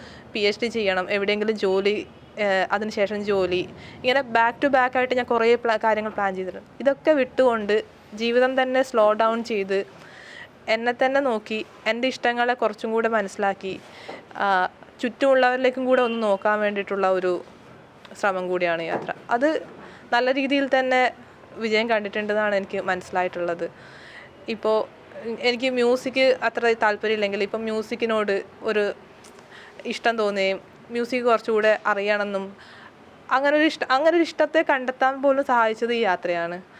പിന്നെ ആർട്ടിലേക്കൂടെ തിരിച്ചറിയുക, അങ്ങനെ പല വഴികളിലൂടെ നമുക്കിത് റിഫ്ലക്റ്റ് ചെയ്യാൻ പറ്റുന്നുള്ള ഒരു തിരിച്ചറിവൊക്കെ തന്നതും യാത്ര തന്നെയാണ്. ഒരു സ്ലോ ട്രാവൽ എന്നുള്ളതാണല്ലോ നമ്മുടെ യാത്രയുടെ ഒരു പ്രത്യേകതകളിലൊന്ന്. അതേപോലെ തന്നെ മുൻകൂട്ടി പ്രീ പ്ലാൻഡ് ആയിട്ടുള്ള യാത്രകളാണെങ്കിൽ പോലും എല്ലാ യാത്രക്കും അതിൻ്റേതായിട്ടുള്ള അനിശ്ചിതത്വങ്ങളും ആകസ്മികതകളും സർപ്രൈസുകളും ഉണ്ടല്ലോ. ഇപ്പോൾ ഇങ്ങനെ വളരെ പ്ലാൻഡ് ആയിട്ടുള്ളൊരു യാത്രയാണെങ്കിലും ഇതിൽ നിന്ന് കിട്ടിയിട്ടുള്ള അപ്രതീക്ഷിതമായിട്ടുള്ള ചില മൂല്യങ്ങളുണ്ടാവും. അങ്ങനത്തെ ഒന്ന് രണ്ട് കാര്യങ്ങളെക്കുറിച്ച് പറയാം. അല്ല, വളരെ പ്ലാൻഡ് ആയിട്ടുള്ള യാത്ര ആയിരുന്നില്ല. അപ്പോൾ അത്ര സ്ലോ ആയിരുന്നില്ല. അതായത് ഞങ്ങൾക്ക് ഒരാളുടെ കൂടെ സമയം 10 മുതൽ 12 ദിവസം വരെ ആണ് ഞങ്ങളുടെ ബാച്ചിന് എനിക്ക് അങ്ങനെയാണ് കിട്ടിയിരുന്നത്. അപ്പോൾ എന്താ പറയുക, അപ്പോൾ ആ സമയം കൊണ്ട് നമ്മൾ അടുത്തത് എങ്ങോട്ടേക്ക് പോകണം തീരുമാനിക്കണം, അതിൻ്റെ ഇടയിൽ ടിക്കറ്റ് ബുക്ക് ചെയ്യണം, ഇതൊക്കെ അതിൻ്റെ ഉള്ളിൽ ചെയ്യേണ്ട കാര്യങ്ങളാണ്. അപ്പോൾ എനിക്ക് കുറേ പേരുണ്ടായിരുന്നിട്ടും എനിക്ക് ആദ്യത്തെ ആളെ കിട്ടുന്നുണ്ടായിരുന്നില്ല. ഞങ്ങൾ ഈ ഓറിയൻറ്റേഷന് വേണ്ടിയിട്ട് ഭൂമി കോളേജിൽ നിന്നിട്ട് ഏറ്റവും അവസാനമാണ് എൻ്റെ ആദ്യത്തെ പരുന്ത് ശരിയാവുന്നത്. അപ്പോൾ ആദ്യത്തെ പരുന്ത് ശരിയായി കഴിഞ്ഞിട്ട് നോക്കുമ്പോൾ സുക്മണി യാത്ര ചെയ്യായിരുന്നു. അപ്പോൾ സുക്മണി ഉദയ്പൂരിൽ നിന്ന് ഡൽഹിയിൽ വന്നു, ഡൽഹിയിൽ നിന്ന് ചണ്ഡീഗഡ് ആളുടെ വീട്ടിൽ പോയി അവിടെ ഒരു വർക്ക്ഷോപ്പ് ചെയ്തിട്ട് അവിടെ തിരിച്ച് ഡൽഹി വന്ന് പിന്നെ അപ്പോൾ സുക്മണിയുടെ യാത്രയിലേക്ക് വേണമെങ്കിൽ എനിക്ക് ജോയിൻ ചെയ്യാമെന്ന് പറഞ്ഞു. അപ്പം ഞാൻ ചുരുക്കി പറഞ്ഞാൽ സുക്മണിയുടെ കൂടെ തന്നെ ഒരു 3 സംസ്ഥാനവും ഒരു കേന്ദ്രഭരണ പ്രദേശവും ചുറ്റി. അപ്പോൾ തന്നെ ഞാൻ വിചാരിച്ച സ്ഥലത്ത് അപ്പം ഞാൻ തുടക്കത്തിൽ കരുതിയിരുന്നത് ഞാൻ നോക്കുമ്പോൾ എല്ലാവരും കിട്ടുന്നത് ബാംഗ്ലൂരിൽ നിന്നും ചെന്നൈയിൽ നിന്നൊക്കെയാണ്. ഞാൻ കരുതി എൻ്റെ യാത്ര മുഴുവൻ സൗത്ത് ഇന്ത്യയിലായിരിക്കും. ഞാനും അമല് പറഞ്ഞ പോലെയാണ്, അങ്ങനെ കേരളത്തിന് പുറത്ത് യാത്ര ചെയ്ത് പരിചയമുള്ള ഒരാളല്ല. തമിഴ്നാട്ടിൽ നിന്നൊക്കെ പുറത്തേക്ക് പിന്നെ അധികം പോയിട്ടില്ല. ഞാൻ കരുതി എൻ്റെ യാത്ര മൊത്തം സൗത്ത് ഇന്ത്യയിലായിരിക്കും കേട്ടോ എന്നൊക്കെ പറഞ്ഞിട്ട് കുറേ പേർക്ക് മെസ്സേജൊക്കെ അയച്ചിരുന്നു. പക്ഷെ നോക്കുമ്പോൾ എൻ്റെ യാത്ര മുഴുവൻ പുറത്തായിരുന്നു. അപ്പോൾ ഇത് പറഞ്ഞ പോലെ ഒരു പരുന്തേനൊക്കെ ലഭിച്ചത് ലാസ്റ്റ് മിനിറ്റാണ്. ഇപ്പോൾ രണ്ടാമത്തെ ഷമ്മിയുടെ അടുത്തത് എങ്ങോട്ടേക്ക് പോകണം എന്നറിയാതെ 13ാമത്തെ ദിവസം 14ാമത്തെ ദിവസം വൈകുന്നേരമാണ് മനു വിളിച്ചിട്ട്. അപ്പോൾ അതിൻ്റെ ഇടയിൽ ഒത്തിരി പേർക്ക് മെയിൽ അയക്കുന്നുണ്ട്, മെസ്സേജ് അയക്കുന്നുണ്ട്, ആരെങ്കിലും റെസ്പോണ്ട് ചെയ്യണമെന്നുള്ള രീതിയാണ്. അപ്പോഴാണ് മനു വിളിച്ചിട്ട് ഞാനും ജയ്പൂർ തന്നെയാണ് നേരെ എൻ്റെ അടുത്തേക്ക് പോകുന്നുള്ളതെന്ന് പറയാം. അപ്പോൾ അത് അങ്ങനെ കുറേ അപ്പോൾ ഏതോ നമ്മൾ സംസാരിച്ച് തുടങ്ങിയപ്പോൾ ഏതൊരു മൊമെൻറ്റിൽ അൺസർട്ടനിറ്റിയാണ് ഞങ്ങളുടെ മെയിൻ. നമുക്ക് പ്രതീക്ഷിക്കുന്ന ഒന്നും നടക്കില്ല എന്നുള്ളതാണ്, പ്രതീക്ഷിക്കാത്തത് മാത്രമേ നടക്കുള്ളൂ എന്നുള്ളതാണ്. അത് ഇപ്പോൾ പഠിക്കാൻ ആഗ്രഹിച്ച വിഷയങ്ങളിൽ നിന്ന് മാറി വന്നവരുണ്ട്. ഇപ്പോൾ എൻ്റെ യാത്ര ഞാൻ തുടക്കത്തിൽ പ്ലാൻ ചെയ്തതും ഭയങ്കര സ്പിരിച്വൽ അങ്ങനെ. ഒറീസയിൽ ചെന്നപ്പോൾ അവിടെ പട്ടാളത്തിന് മുമ്പിൽ കൂടെ പോകുന്ന അവസ്ഥയാണ്. അവിടെ പോലീസുകാർ വന്ന് ഫോട്ടോ എടുത്തിട്ട് പോകുന്ന അവസ്ഥയാണ്. അപ്പോൾ ആക്ടിവിസത്തിൽ നിന്ന് ദൂരേക്ക് ഓടാൻ വേണ്ടിയിട്ട് ഞാൻ ചെയ്ത യാത്ര എന്നെ ആക്ടിവിസത്തിൻ്റെ നടുക്ക് കൊണ്ട് എത്തിച്ചു. അപ്പോൾ പ്രതീക്ഷിക്കുന്നതൊന്നുമല്ല നടന്നത്. അങ്ങനെ വേണമെങ്കിൽ പറയാം. പ്ലാൻ എന്നുവെച്ചാൽ അപ്പോൾ അതിൻ്റെ തന്നെ പ്ലാൻ ചെയ്യാത്ത എന്ത് വന്നാലും ഒറ്റയ്ക്ക് തന്നെ നേരിടണം. അവന് പറഞ്ഞ പോലെയാണ്, നമുക്ക് ടീമുണ്ട്, ഒരു ഫോൺ കോളിനപ്പുറത്ത് ടീമുണ്ട്, അവരുടെ ഫ്രണ്ട്സ് ഉണ്ട്. പക്ഷെ നമ്മൾ അവിടെ എടുക്കേണ്ട ആ മൊമെൻറ്റിൽ എടുക്കേണ്ട ഡിസിഷൻ ഞാൻ തന്നെയാണ് ചെയ്യേണ്ടത്. അത് എന്നെക്കൊണ്ട് ചെയ്യാൻ പറ്റും എന്ന് തെളിയിച്ചത് ഈ ഒരു യാത്ര തന്നെയാണ്. അത് എല്ലാവരുടെയും എക്സ്പീരിയൻസ് അങ്ങനെയാണ്. ഇപ്പോൾ ആഗ്നസിനെ സംബന്ധിച്ചിടത്തോളാണെങ്കിൽ ക്രൈസിസ് പോയിന്റിൽ നിൽക്കുന്ന മനുഷ്യരുടെ ഇടയിലേക്കാണല്ലോ പലപ്പോഴും പോകുന്നത്. അവർ ഒരു സമരത്തിൻ്റെ ഭാഗമായിട്ടുള്ള അല്ലെങ്കിൽ അവരുടെ നിത്യജീവിതത്തിൽ നേരിടുന്ന ഒരു പ്രശ്നത്തിൻ്റെ പരിഹാരത്തിനായിട്ടൊക്കെ നിരന്തരം പരിശ്രമിച്ചുകൊണ്ടിരിക്കുന്ന ആളുകളെയും അതിനുവേണ്ടി പോരാടിക്കൊണ്ടിരിക്കുന്ന ആളുകളുടെയൊക്കെ ഇടയിലാണ് ജീവിക്കുന്നത്. അപ്പോൾ ഇത്തരത്തിൽ ജീവിക്കേണ്ടി വരുന്ന മനുഷ്യരുടെ ഉള്ളിൽ നിന്ന് കിട്ടുന്ന ഒരു വല്ലാത്ത ധൈര്യവും എന്താ പറയുക, നമുക്ക് ജീവിക്കാനും മുന്നോട്ട് പോകാനും ഒക്കെ അവർ തരുന്നൊരു ഊർജ്ജവും ഒക്കെ ഉണ്ടല്ലോ. ഇത്തരത്തിലുള്ള മനുഷ്യരെന്താണ് ജീവിതത്തെക്കുറിച്ച് പഠിപ്പിച്ചിട്ടുള്ളത്? എനിക്ക് തോന്നിയിട്ടുള്ളത് നമ്മൾ ഈ പറയുന്ന പോലെ അവരുടെ ഒരു പ്രശ്നം ഐഡൻറ്റിഫൈ ചെയ്തു, അവരതിനെല്ലാവരും കൂടെ ഒരുമിച്ചിരുന്ന് സൊല്യൂഷൻ കാണുന്നു, അങ്ങനെ ഒരു രീതിയൊന്നും അല്ല. ഇത് ജസ്റ്റ് ആ ഒരു ഫ്ലോയിലാണ്. അപ്പോൾ അവരുടെ ജീവിതം ആ ഒരു വിഷയങ്ങളെ നമ്മൾക്കാണത് പ്രശ്നം. അവരെ സംബന്ധിച്ച് അതൊരു ഡെയിലി ലൈഫിൽ അവർക്കുണ്ടാവുന്ന ചെറിയ മാറ്റങ്ങളാണ്, അവരതിനുള്ള റെസ്പോൺസസ് ആണ് തന്നുകൊണ്ടിരിക്കുന്നത്. നമ്മുടെ പെർസ്പെക്റ്റീവിലാണ് അതൊരു വിഷയവും അവർ കൊടുക്കുന്ന പരിഹാരവും. അവരെ സംബന്ധിച്ച് ഇതൊരു റെസ്പോൺസസ് ആണ്. ആ ഒരു മാറുന്ന കാലാവസ്ഥയ്ക്ക് അനുസരിച്ച് അവർ ജീവിത രീതി എങ്ങനെ മാറ്റുന്നു. അപ്പം എന്നെ സംബന്ധിച്ച് ഞാനും എൻ്റെ ട്രാവൽ അവസാനിക്കുന്നത് കച്ചിലായിരുന്നു. അപ്പം അവിടെ എൻ്റെ ഡെസേർട്ട് ഏരിയ എന്ന് പറഞ്ഞാൽ എനിക്ക് ഡെസേർട്ടിനെ കുറിച്ച് യാതൊരു ഐഡിയ ഇല്ല, മീൻസ് ലൈഫിലുള്ളൊരു എക്സ്പീരിയൻസ് ഇല്ല. അപ്പോൾ അവിടെ ചെന്ന് കഴിയുമ്പോൾ ആദ്യമായിട്ടാണ് ഞാനിങ്ങനെ പാസ്റ്ററലായിട്ട് അങ്ങനെ കമ്മ്യൂണിറ്റീസ് ഉണ്ട് അങ്ങനെ അറിയുന്നത്. പക്ഷേ നമ്മൾ അതിൻ്റെ ഞാൻ അങ്ങനെ ആയിട്ടുള്ള എനിക്കുള്ള ഹാൻഡ്സ് ഓൺ എക്സ്പീരിയൻസിൽ നിന്ന് ആക്ച്വലി അവരുടെ ലൈഫ് സ്റ്റൈൽ മാറുന്നുണ്ട് വളരെയധികം. അവർ കുറേ അധികം ആളുകൾ ഈ പാസ്റ്ററലിസത്തിൽ നിന്ന് മാറിയിട്ട് അവർ സാധാരണ ജീവിതത്തിൽ ഇങ്ങനെ ഒരിടത്ത് തന്നെ ലൊക്കേറ്റ് ചെയ്തുള്ള ജീവിതത്തിലോട്ട് മാറുന്നുണ്ട്. അതിൻ്റെ ഒരു നഷ്ടം എവിടെയാണെന്ന് വെച്ചാൽ അവരെ സംബന്ധിച്ച് അത് സർവൈവ് ചെയ്യുന്നതിൻ്റെ ഭാഗമായിട്ടുണ്ടാകുന്ന മാറ്റങ്ങളാണ്. നഷ്ടം ആക്ച്വലി ആകെ മൊത്തം നമുക്കാണ്. കാരണം അതൊരു വലിയ എക്കോസിസ്റ്റം സർവീസായിരുന്നു അവർ പ്രൊവൈഡ് ചെയ്തുകൊണ്ടിരുന്നത് ആ സമൂഹത്തിന്. അതുപോലെ ഒരു ഗ്രാസ് ലാൻഡ് അങ്ങനെ മെയിൻറ്റെയിൻ ചെയ്യുന്നതിന്, അതേപോലെ ഡയറി ഉൽപ്പന്നങ്ങളുടേത്, അതിലൊക്കെ വന്ന ഒരു വലിയ ലോസ് അവിടെ ആക്ച്വലി ഇന്ത്യ ആസ് എ നേഷനൊക്കെയാണ് വരുന്നത്. അവരെ സംബന്ധിച്ച് അവർക്ക് ജീവിതം മുന്നോട്ട് കൊണ്ടുപോകാൻ വേണ്ടി അവരെടുക്കുന്ന ഓരോ മെഷേഴ്സാണിത്. അവിടെ അങ്ങനെ ഒരു വലിയൊരു മാറ്റം അവരായിട്ട് കാണുന്നതായിട്ട് എനിക്ക് തോന്നിയിട്ടില്ല. ഇതൊക്കെ നമ്മൾ ഈ ഒരു ലെൻസൊക്കെ വെച്ച് പോകുമ്പോൾ നമുക്ക് കിട്ടുന്ന ഐഡിയാസാണ് ഇങ്ങനെ വരുന്നത്. ലൈഫ് എനിക്ക് തോന്നുന്നു അവരിൽ നിന്ന് എനിക്കുണ്ടായൊരു പാഠം ഇതെന്ന് വെച്ചാൽ ആളുകൾ വളരെ ഹോപ്പ്ഫുള്ളാണ്. ഇതുപോലെ പ്രശ്നങ്ങൾ നടക്കുന്നുണ്ട്, പരിഹാരം അവരുടെ കയ്യിൽ തന്നെ ഉണ്ട്. അവർ പക്ഷേ മെമ്മറീസ് ഷെയർ ചെയ്യുന്നുണ്ട്. അന്ന് ഇങ്ങനെയായിരുന്നു, ഇന്ന് സാഹചര്യങ്ങൾ മാറിയപ്പോൾ ഞങ്ങൾ ഇങ്ങനെയാണ് ജീവിച്ചിരിക്കുന്നത്. അതൊരു ലേണിംഗ് ആണ് ആക്ച്വലി. നമ്മൾ പ്രശ്നങ്ങൾ അങ്ങോട്ട് ഇട്ട് കൊടുക്കുന്നു, അവർ പരിഹാരങ്ങൾ കണ്ടെത്തുന്നു, അവർ രക്ഷപ്പെടുന്നു, ഇങ്ങനെ അങ്ങനത്തെ ഒരു പവർ വ്യൂ ഉണ്ടല്ലോ. അതൊക്കെ എനിക്ക് വളരെ എനിക്ക് തന്നെ മനസ്സിലാവുന്നുണ്ട്. അതെൻ്റെ ദേഹത്തു നിന്ന് ഇങ്ങനെ അടർന്ന് വീഴുന്ന പോലെ എൻ്റെ ഒരു അണ്ടർസ്റ്റാൻഡിങ് ആയിരുന്നു. അത് അങ്ങനത്തെ ഒരു ആംഗിളിലേ അല്ല നമ്മൾ ഈ വിഷയങ്ങളെ കാണേണ്ടത്. ആ കൂടെ നിന്ന് അവരെങ്ങനെയാണ് അതിനോടുള്ള റെസ്പോൺസസ് വരുന്നതെന്ന് പഠിക്കുക. അപ്പോൾ ഒരു ലേണർ ഒരു ലോങ് ടൈം ജീവിതം മുഴുവനുമേ നമുക്ക് അങ്ങനെ ഒരു പഠനം ആയിട്ട് എടുക്കുക എന്നുള്ള ഒരു ഇതിലേക്ക്, അല്ലാതെ നമ്മൾ ഇപ്പം സുശ്രുതം പറയുന്ന പോലെ ഒരു ഫെസിലിറ്റേറ്ററിന് പോലും എനിക്ക് ചിന്തിക്കാൻ കഴിയുന്നില്ല. ആ കൂടെ നിന്ന് അവർ നമ്മളൊരു പ്രശ്നമായിട്ട് കാണുന്ന കാര്യങ്ങൾ അവരുടെ റെസ്പോൺസിബിലിറ്റി നിന്ന് നമുക്ക് പഠിക്കുക. ഇപ്പം പറ്റുന്നത് അതെങ്ങനെയാണെന്നുള്ളത് അനലൈസ് ചെയ്യുക. അങ്ങനെയുള്ളൊരു റോളിലോട്ടാണ് ഞാൻ കൂടുതലും ഇൻക്ലൈൻ ചെയ്യുന്നതെന്നുള്ളൊരു ലേണിങ്. ആളുകൾ വളരെ എനിക്കങ്ങനെ ഭയങ്കര പ്രതീക്ഷ അറ്റ ആളുകളായിട്ടൊന്നും എനിക്ക് തോന്നുന്നില്ല. അതേപോലെ തന്നെ ആ വിഷയങ്ങൾ മനസ്സിലാക്കുമ്പോൾ ആളുകൾ ശബ്ദം ഉയർത്തുന്നുണ്ട്. അതായത് പാർട്ട് ഓഫ് അവരുടെ സർവൈവലിന് വേണ്ടിയിരുന്ന. ഈ യാത്രയുടെ ഭാഗമായിട്ട് ഇന്ത്യയിലെ വിവിധ സംസ്ഥാനങ്ങളിലെ പല ഗ്രാമങ്ങളിലും നിങ്ങൾ സഞ്ചരിച്ചിട്ടുണ്ട്. ഈ യാത്രയൊക്കെ കഴിഞ്ഞിട്ട് നിങ്ങൾ എല്ലാവരും തിരിച്ചെത്തുന്ന ഒരു സ്ഥലം നമ്മുടെ കേരളമായിരിക്കും ഞാൻ വിചാരിക്കുന്നു. എല്ലാ യാത്രയ്ക്കും ഒരു മടങ്ങിയെത്തുന്ന ഒരിടവും കൂടെ ഉണ്ടല്ലോ. അങ്ങനെ തിരിച്ചെത്തുമ്പോൾ നമുക്ക് പലപ്പോഴും എവിടെ പോയി നമ്മൾ തിരിച്ചു വരുമ്പോഴും നമ്മൾ പുതിയ അനുഭവങ്ങളും പാഠങ്ങളും കൊണ്ടായിരിക്കും തിരിച്ചു വരിക. അത് നമ്മുടെ കാഴ്ചയെയും കാഴ്ചപ്പാടിനെയും ഒക്കെ മാറ്റിയിട്ടുണ്ടാവും. അങ്ങനെ നിങ്ങൾക്ക് ഒരു യാത്രികർ എന്നുള്ള നിലയ്ക്ക് കേരളത്തെ, നമ്മൾ ജീവിക്കുന്ന നമ്മുടെ സമൂഹത്തെ, അതിൻ്റെ ഒരു പരിണാമത്തെ, ഇപ്പോൾ യുവാക്കളായിട്ട് അതിൻ്റെ അകത്ത് ഇടപെട്ടുകൊണ്ടിരിക്കുന്ന ഒരു തലമുറ എന്നുള്ള നിലക്ക് ഇതിൽ നിങ്ങൾ എങ്ങനെയാണ് ഇതിനെ കാണുന്നതും ഇതെങ്ങനെയാണ് കേരളത്തിൻ്റെ ഒരു സാംസ്കാരിക പരിസരത്തെ ഇടപെടാൻ ആഗ്രഹിക്കുന്നതും? ഇവിടെ എനിക്ക് ലാക്ക് ചെയ്യുന്നതായിട്ട് തോന്നിയുള്ള സംഗതി ക്രിയേറ്റ് ചെയ്യാനുള്ളൊരു ശ്രമമാണ് എൻ്റെ സൈഡിൽ നിന്ന് എപ്പോഴും ഉണ്ടായിട്ടുള്ളത്. ഇപ്പോൾ പുറമേ പലപ്പോഴും ലഭിച്ചിട്ടുള്ള ഓപ്പൺനെസ്സും ആക്സെപ്റ്റൻസും അതെങ്ങനെ ഇവിടെ ക്രിയേറ്റ് ചെയ്യാം. ഇപ്പോൾ സിസ്റ്റർ നേരത്തെ ഒരു ട്രൈബ് എന്നുള്ളൊരു സംഗതി പറഞ്ഞു. അപ്പോൾ ആ ഒരു ട്രൈബ് അല്ലെങ്കിൽ ഒരു കമ്മ്യൂണിറ്റി എങ്ങനെ ബിൽഡ് ചെയ്യാം എന്നുള്ള ശ്രമം വളരെ കോൺഷ്യസ് ആയിട്ട് ഉണ്ട് കഴിഞ്ഞൊരു 2-3 വർഷമായിട്ട്. കാരണം ഞാൻ എൻ്റെ ഒരു ലോങ് ടേം ലൈഫ് കാണുന്നത് ഇവിടെ തൃശ്ശൂർ തന്നെയാണ്, ഇവിടെ കേരളത്തിൽ തന്നെയാണ്. അപ്പോൾ കേരള ബേസ്ഡ് ആയിട്ട് ഇത്തരം മേഖലകളിൽ ഏർപ്പെടുന്ന ആൾക്കാരെ ഒരുമിച്ച് കൊണ്ടുവരാൻ ഉള്ള ശ്രമം. അതുപോലെ മലയാളികൾ എന്ന് വെച്ചാൽ കേരളത്തിൽ മാത്രം വർക്ക് ചെയ്യുന്നവരല്ല, ഇന്ത്യയുടെ പല ഭാഗത്ത് വർക്ക് ചെയ്യുന്നവർ. അപ്പോൾ അങ്ങനെ ഒരു ക്രോസ് ലേണിംഗ് പോസിബിൾ ആക്കാനുള്ള ഗ്യാതറിങ്സ് ക്രിയേറ്റ് ചെയ്യാനുള്ള ഒരു ശ്രമം വളരെ കോൺഷ്യസ് ആയിട്ട് എൻ്റെ ഭാഗത്തു നിന്ന് ഉണ്ടാവുന്നുണ്ട്. അതുപോലെ ഏറ്റവും ലോക്കലി ഇപ്പോൾ തൃശ്ശൂർ, ഇപ്പോൾ ഞാനിവിടെ നിൽക്കുമ്പോൾ ഇപ്പോൾ ഞാൻ പൊതുവെ ഇടപെടുന്ന തരത്തിലുള്ള ആൾക്കാർ ഇവിടെ അങ്ങനെ എളുപ്പം കിട്ടാറില്ല, കാണാറില്ല അല്ലേ.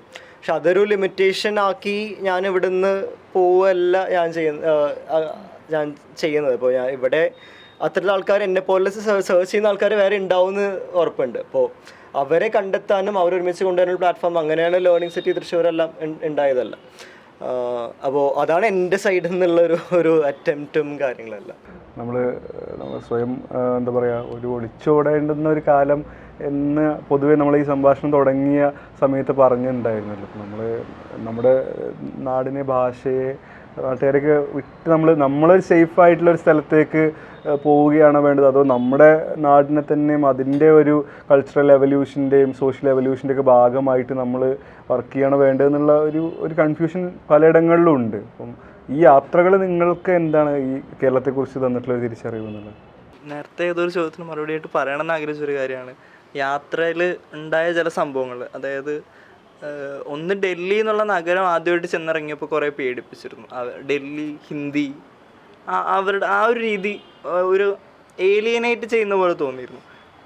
അതിനുശേഷം രാജസ്ഥാനിൽ ഞാൻ ജയ്പൂർ ഞാൻ ചെന്നിറങ്ങുന്ന ദിവസം അവിടെ കുറച്ച് അതേ നഗരത്തിൽ തന്നെ 2 ബൈക്കുകൾ തമ്മിൽ ആക്സിഡൻ്റ് ആയിട്ട് അത് ഓടിച്ചിരുന്ന ഒരാൾ മുസ്ലിം ആയിരുന്നതിൻ്റെ പേരിൽ അയാളെ തല്ലി കൊന്നൊരു സംഭവം ഉണ്ടായിട്ടുണ്ട്. അപ്പോൾ ഞാൻ അജ്മീർ പള്ളിയിൽ പോയിട്ടാണ് തൊപ്പിയൊക്കെ വാങ്ങിയിട്ടാണ് ഞാൻ രാജസ്ഥാനിൽ എത്തിയത്.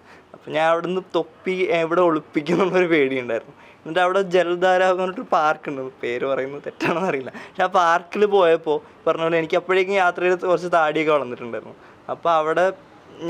അപ്പോൾ എന്നിട്ടൊരു പച്ച മാസ്ക് ആയിരുന്നു എനിക്കുണ്ടായിരുന്നു. ഞാൻ ഭയങ്കര ജലദോഷം പ്രശ്നങ്ങളുണ്ടോണ്ട് മുഖം മറയ്ക്കുന്നുണ്ടായിരുന്നു ഞാൻ. അപ്പോൾ അത് കണ്ടിട്ട് ഒരാൾക്ക് സംശയം തോന്നിയിട്ട് 4-5 പേര് വന്നിട്ട് എന്നെ വളഞ്ഞിട്ട് ആദ്യം സെക്യൂരിറ്റി ഒക്കെ ഉണ്ടായിരുന്നു. അവർ വളഞ്ഞിട്ട് ആദ്യം ചോദിച്ചത് നിങ്ങൾ പാകിസ്ഥാനിൽ നിന്നാണോ എന്നാണ് ഫസ്റ്റ് ക്വസ്റ്റ്യൻ. അപ്പോൾ ഇതൊക്കെ ഫേസ്ബുക്കിൽ ഞാൻ വായിക്കുമ്പോൾ അല്ലെങ്കിൽ ഇൻസ്റ്റാഗ്രാമിൽ കാണുമ്പോൾ തമാശയായിരുന്നു. പക്ഷെ ഒറ്റയ്ക്ക് അവിടുത്തെ അനുഭവിച്ചപ്പോൾ ഭയങ്കര ഒരു എന്താ പറയുക.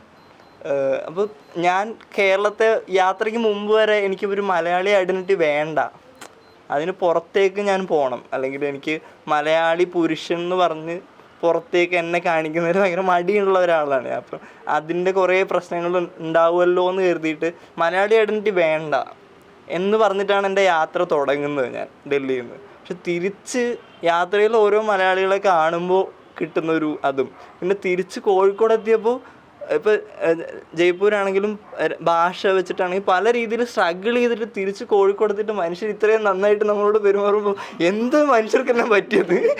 നമ്മൾ ബാക്കി എല്ലായിടത്തും സ്ട്രഗിൾ ചെയ്യാണ് സർവൈവ് ചെയ്യാൻ. താടി വയ്ക്കുന്നതിന് പേടി, അല്ലെങ്കിൽ ഡ്രസ്സ്, ക്ലാസ് ഒക്കെ വെച്ചിട്ട് നമ്മൾ ജഡ്ജ് ചെയ്യുമോ എന്നുള്ള വലിയൊരു പേടിയൊന്നും തിരിച്ച്. അപ്പോൾ ഭയങ്കര പോസിറ്റീവായിട്ട് അങ്ങനെ ഒരു എക്സ്പീരിയൻസ് ഉണ്ട് കേരളമായിട്ട്. പക്ഷെ അതേപോലെ തന്നെ ഞാൻ നേരത്തെ പറഞ്ഞ പോലെ എനിക്ക് ഒരു റൂം ബുക്ക് ചെയ്ത് നിൽക്കേണ്ടി വന്ന ഒരേ ഒരു സ്ഥലം കേരളമാണ്. ബാക്കി എല്ലാ സ്ഥലത്തും മലയാളികളും അല്ലാതെ ടിയുവിൻ്റെ സുഹൃത്തുക്കളുമാണ് എന്നെ ഹോസ്റ്റ് ചെയ്തിട്ടുണ്ടായിരുന്നത്. അപ്പോൾ ഞാൻ ചെയ്യുന്നത് എന്താണെന്ന് കമ്മ്യൂണിക്കേറ്റ് ചെയ്യാൻ കുറച്ച് ബുദ്ധിമുട്ടാണ് എനിക്ക് കേരളത്തിൽ. പുറത്തൊക്കെ എവിടേക്കോ ആളുകൾക്ക് അറിയാം ഫെസിലിറ്റേഷൻ, സ്പേസസ്, ലൈവ്ലിഹുഡായിട്ട് ഇത് വരുന്നു എന്നൊക്കെ ഉള്ളത് കുറച്ചുകൂടി. ഇപ്പം എൻ്റെ ഒരു കോണ്ടെക്സ്റ്റിലേക്ക് വരുമ്പോൾ ആളുകൾ കുറവാണെന്നും അതെങ്ങനെ ചെയ്യും എന്നുള്ളത്, പിന്നെ അതിൻ്റെ ആവശ്യമുണ്ടോ എന്നുള്ളതാണ്. ഇപ്പോൾ ഡ്രം സർക്കിൾ ചെയ്യുന്ന ആളുകൾ രാജസ്ഥാനിലുണ്ട്. ഞാനിവിടെ തൃശ്ശൂർ വന്നിട്ട് മേളത്തിന് പോയപ്പോൾ എനിക്ക് ഡ്രം സർക്കിളിൻ്റെ ഒരു പിന്നെ പ്രസക്തി ഇല്ല ഇവിടെ. നമ്മളുടെ കൾച്ചറലി നമ്മൾ മ്യൂസിക് വെച്ചിട്ടും പലതുമായിട്ടും കണക്റ്റഡ് ആണ്. കൾച്ചറുമായിട്ട് നമ്മൾ കുറച്ചുകൂടി റിതമായിട്ട് കണക്റ്റഡ് ആണ്, മ്യൂസിക്കായിട്ട് കണക്റ്റഡ് ആണ്. അപ്പം അങ്ങനെ എൻ്റെ നാടിനെ കുറച്ചുകൂടി വില കൊടുക്കാൻ പഠിച്ചത് യാത്ര വെച്ചിട്ടാണ്. അല്ലെങ്കിൽ കുറേ എതിർപ്പുകളും കുറേ വിമർശനങ്ങളും വെച്ചിട്ടാണ് ഞാൻ കേരളത്തെ കണ്ടുകൊണ്ടിരുന്നത്. കേരളത്തിന് കുറച്ചുകൂടി റെസ്പെക്റ്റോടെ കാണാൻ പഠിച്ചത് യാത്ര എന്നാണ്. അതാണ് എൻ്റെ എക്സ്പീരിയൻസ്. അതേസമയം ക്രിട്ടിക്കലായിട്ടുള്ള കാഴ്ചപ്പാടുകൾ തീർച്ചയായിട്ടും ഉണ്ടാവുമെന്ന് എനിക്ക് തോന്നുന്നു. അപ്പോൾ എനിക്കിപ്പോൾ സിസ്റ്റർ പറഞ്ഞ പോലെ ആ ഒരു കമ്മ്യൂണിക്കേഷൻ ചാലഞ്ച് പലപ്പോഴും ഉണ്ടാവാറുണ്ട്. കാരണം ഞാൻ ചെയ്യുന്ന അല്ലെങ്കിൽ ഞാൻ ഏർപ്പെടുന്ന ജോലി, വർക്ക് ഇടങ്ങൾ, തൊഴിലിടങ്ങൾ ഇതിനെക്കുറിച്ച് കമ്മ്യൂണിക്കേറ്റ് ചെയ്യുമ്പോൾ പലപ്പോഴും എൻ്റെ വൊക്കാബുലറിയും കൂടുതലും ഇംഗ്ലീഷിലും ഹിന്ദിയിലൊക്കെയാണ്. അപ്പോൾ അത് മലയാളത്തിലോട്ട് വരുമ്പോൾ അത് എനിക്കും ഒരു ഡിസ്റ്റൻസ് ഫീൽ ചെയ്യാറുണ്ട്. അതായത് ഞാനിവിടെ തന്നെ ജനിച്ച് വളർന്ന ആളാണ്, അപ്പോൾ അതുകൊണ്ടായിരിക്കാം. അപ്പോൾ ആ ഒരു ഡിസ്റ്റൻസ് തന്നെയാണ് ഈ സംഗതിനെ കുറിച്ച് പറയുമ്പോൾ ഒരു ഭൂരിപക്ഷ മലയാളികളിൽ നിന്ന് ഞാൻ ഫേസ് ചെയ്യുന്നത്. അപ്പോൾ ആ ഡിസ്റ്റൻസ് എനിക്ക് തന്നെ ഫീൽ ചെയ്യാറുണ്ട് ഞാൻ ഇതിനെക്കുറിച്ച് പരമാവധി മലയാളത്തിൽ കമ്മ്യൂണിക്കേറ്റ് ചെയ്യാൻ ശ്രമിക്കുമ്പോൾ. അപ്പോൾ അതെന്താണെന്ന് ഞാൻ മനസ്സിലാക്കാൻ ശ്രമിച്ചുകൊണ്ട് ആ ഒരു വൈരുദ്ധ്യം എന്താണെന്ന് ഞാൻ മനസ്സിലാക്കാൻ ശ്രമിച്ചുകൊണ്ടിരിക്കുകയാണ്. ഇപ്പോൾ ഈ ഫെസിലിറ്റേഷൻ എന്ന് പറയുമ്പോൾ ഇപ്പോൾ ഞാൻ ഒരാൾ വന്നിട്ട് ഇങ്ങനെ ഒരു സർക്കിൾ ഹോൾഡ് ചെയ്യുമെന്ന് പറയുമ്പോൾ കേരളത്തിൻ്റെ ഒരു പെർസ്പെക്റ്റീവിൽ പ്രായം, രൂപം, നരച്ച ആളാണോ, അതെല്ലാം എനിക്ക് തോന്നിയിട്ടുണ്ട്. അതിനൊക്കെ ഒരു റോൾ ഉണ്ടെന്ന്. ഇപ്പോൾ ഒരു 27 വയസ്സുകാരന് കേരളത്തിന് പുറത്ത് കുറച്ചുകൂടി എളുപ്പമായിരിക്കാം ഒരു പക്ഷെ കേരളത്തിൽ ഞാനൊരു സർക്കിൾ ഹോൾഡ് ചെയ്യുമ്പോൾ എത്രത്തോളം എൻ്റെ ആ ഒരു പവർ ബാലൻസ് എങ്ങനെയാണ് കേരളത്തിൽ വർക്ക് ചെയ്യുന്നത് എന്നുള്ളത് എനിക്ക് ഭയങ്കര ഒരു പേടിയാണ്. പുരുഷനാണെങ്കിൽ തന്നെ ഇങ്ങനൊരു പുരുഷനായിരിക്കണം, താടി ഉണ്ടാവണം, പ്രായം ഉണ്ടാവണം, പ്രായത്തിൽ നിന്നുള്ള പക്വത ഉണ്ടാവണം, അല്ലാതെ എക്സ്പീരിയൻസ് ഒന്നും അല്ല, മറ്റേ താടി വന്നിട്ടുള്ള നരച്ചതിൻ്റെ ഒരു പക്വത വേണം. അപ്പോഴൊക്കെയാണ്.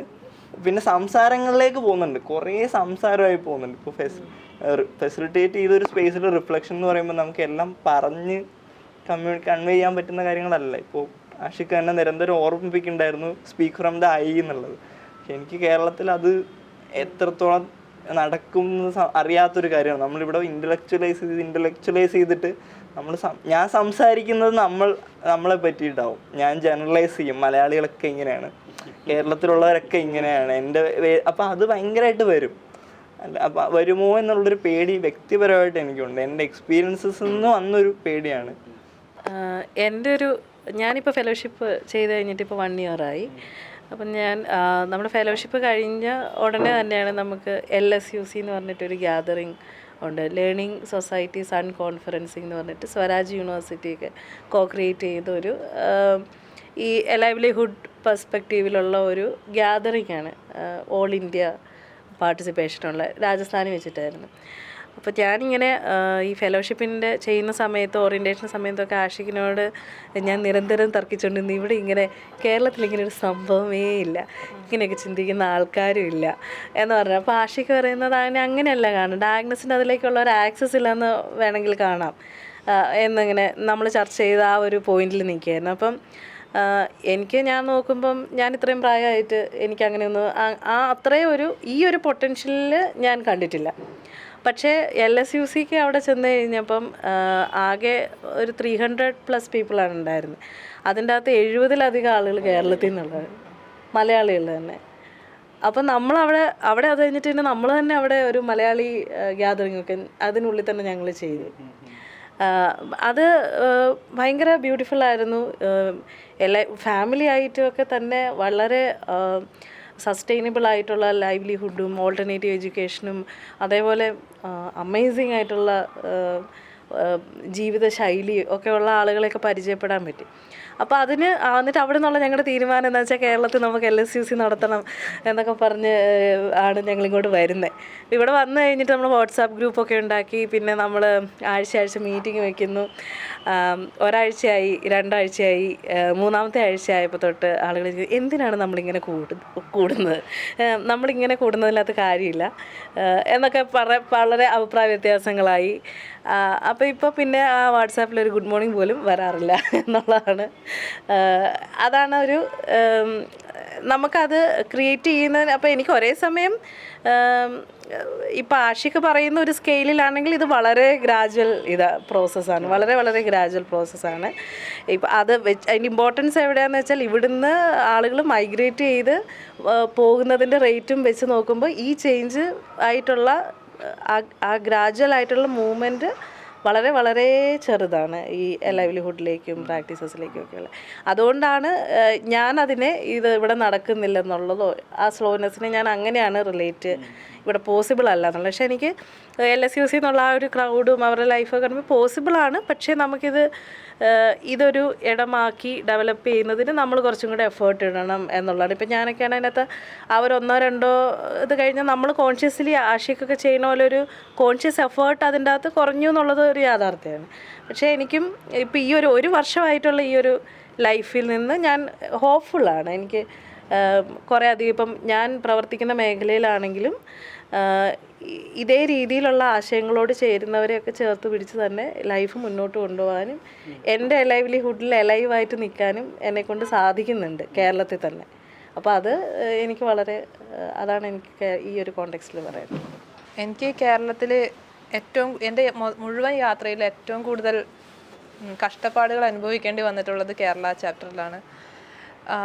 ഒരു രാത്രിയിൽ അത് അത്രയും മഴ പെയ്തുകൊണ്ടിരിക്കുന്ന ഒരു രാത്രി 8 മണി കഴിഞ്ഞപ്പോൾ ഞാൻ താമസിച്ചുകൊണ്ടിരുന്ന വീട്ടിൽ നിന്ന് എന്നെ ഒരു കരുണയും ഇല്ലാതെ ഇറക്കി വിട്ട് ഒരു ഇൻസിഡൻറ്റ് ഉണ്ടാകുന്നത് കേരളത്തിൽ വെച്ചിട്ടാണ്. അതായത് 4 മാസം പുറത്ത് യാത്ര ചെയ്ത് കേരളത്തിലേക്ക് വന്നപ്പോഴാണ് എനിക്ക് ഈ ഒരു അനുഭവം ഉണ്ടാകുന്നത്. അന്ന് രാത്രി ഞാൻ കരുനാഗപ്പള്ളി ബസ് സ്റ്റാൻഡിൽ ഇങ്ങനെ നിൽക്കുകയാണ്.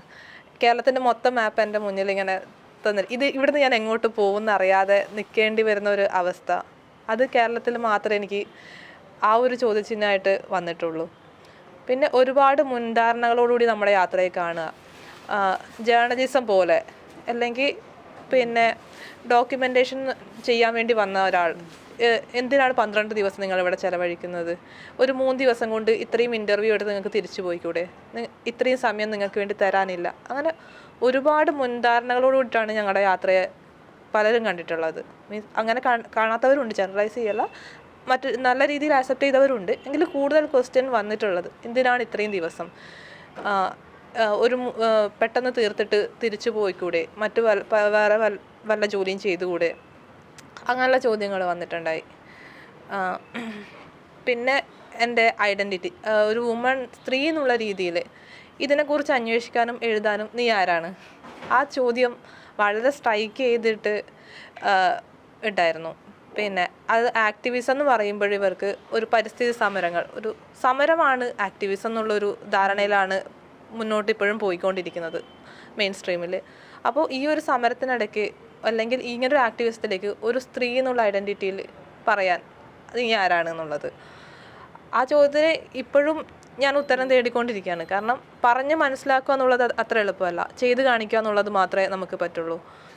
എൻ്റെ ഒരു അനുഭവം പറയുകയാണെങ്കിൽ കേരളത്തിന് പുറത്തായിരുന്നു ഒരു കാര്യം കൂടുതലായിട്ട് അറിയണമെന്നൊരു ക്യൂരിയോസിറ്റിയിലായിരുന്നു യാത്ര തുടങ്ങി. അപ്പോൾ യാത്ര തുടങ്ങുന്ന സമയത്ത് തന്നെ എൻ്റെ അടുത്ത് 1-2 ആൾക്കാർ ഇങ്ങനെ പറഞ്ഞിട്ടുണ്ടായി, നമ്മൾ പുറത്തേക്ക് പോകുമ്പോൾ നമ്മളോട് ആൾക്കാർ ജാതി ചോദിക്കും അല്ലെങ്കിൽ അങ്ങനത്തെ ഒരു സംഭവമാണ്. അപ്പം ഞാൻ ആ യാത്ര തുടങ്ങിയ സമയത്ത് ഞാൻ വിചാരിച്ചിട്ടുണ്ടായി ഇത് പറയരുത് അല്ലെങ്കിൽ ഇത് എക്സ്പ്രസ് ചെയ്യുന്ന ഒരു രീതിയിലുള്ള കാര്യങ്ങൾ ഉണ്ടാവരുതെന്നുള്ള രീതിയിലാണ് യാത്ര ചെയ്യുന്നത്. അപ്പം എൻ്റെ യാത്ര തുടങ്ങുന്ന വെസ്റ്റ് ബംഗാളിൽ നിന്നായിരുന്നു. അപ്പം എനിക്ക് അവിടെ ഏറ്റവും കൂടുതൽ അനുഭവിക്കേണ്ടി വന്നൊരു ബുദ്ധിമുട്ട് ഈ ഒരു ചോദ്യങ്ങളാണ്. അതായത് ഞാൻ അവിടെ വെച്ചിട്ട് നാസർ ബന്ധുവിൻ്റെ ബൈക്കുമായിട്ട് ഒരു ഗ്രാമം കാണാൻ വേണ്ടിയിട്ട് വണ്ടി എടുത്തുകൊണ്ട് പോകുന്ന സമയത്ത് ഒരു ഗ്രാമത്തിലുള്ള ആൾക്കാർ വന്നിട്ട് കൈ കാണിച്ച് വട്ടം നിർത്തി.